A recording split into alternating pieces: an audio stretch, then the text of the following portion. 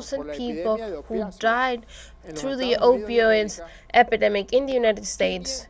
500,000 died by overdose of opioids duly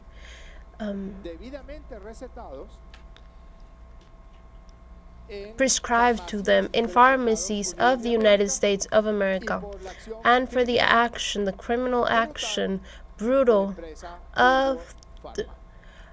the pharmacist companies that was known as one of the companies with the biggest inclination and concern for the art and the nations, because they even had a wing on the Met Museum in New York, the purple wing. Those barbarians, those criminals, those drug traffickers that always voted Republican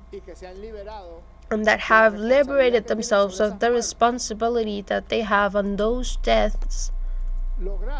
they managed that the administration that takes care of the drug subject in the United States allowed them that in the boxes of the medicines, the opiates of oxycodone that they sold, they used the phrase, "this medication doesn't cause addiction," and with that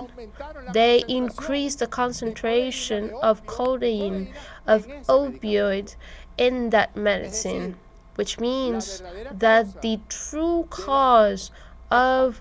the horrible epidemic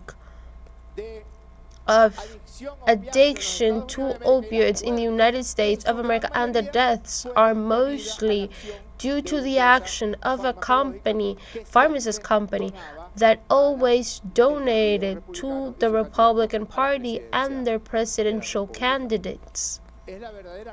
That is the true cause, not only because they allowed to write in the boxes that it didn't cause addiction, so opioids were sold freely in pharmacies, but they also bought doctors throughout the United States for the doctors to tell their patients that they could use these medicines in a chronic and indefinite way, which patients with chronic pains, with back pains, with traumatisms that had suffered accidents, with pains due to cancer, pains of neural brain transplants, they were taking these medicines freely in the same way that when thionamide came out, it was a medicine that was especially designed to be administered to pregnant women until the kids of thalidomide that, as they're known today, were born. Those are kids that were born without legs and arms due to the direct action of that medicine on the fetus, which means that if really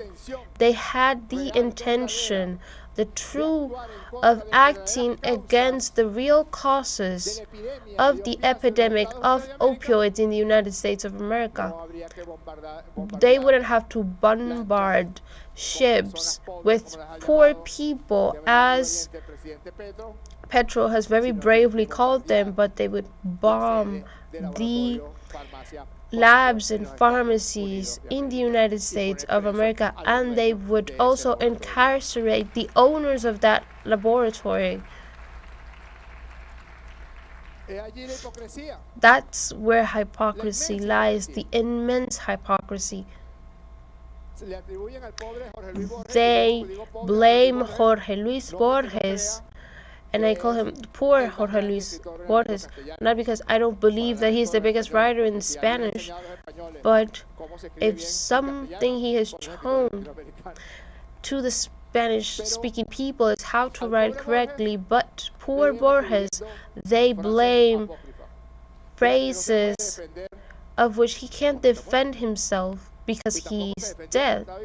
and he didn't even defend himself when he was alive. He used to laugh on them. Phrases like,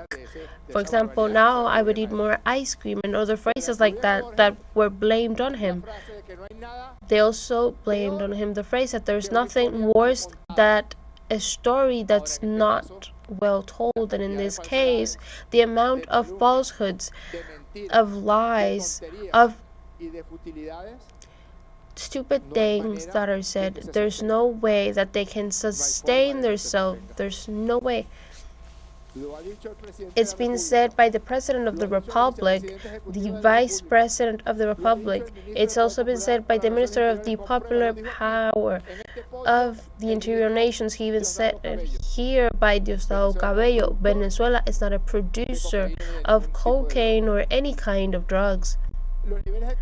The levels of consumption in Venezuela are under the levels of consumption in other countries in the Latin American continent. Venezuela is not a drug trafficker or a distributor of drugs to the levels that the United States of America says. On the contrary, if there's a country that has shown the successes in the anti-drug war, especially after we expelled the DEA, is the Republic of Venezuela.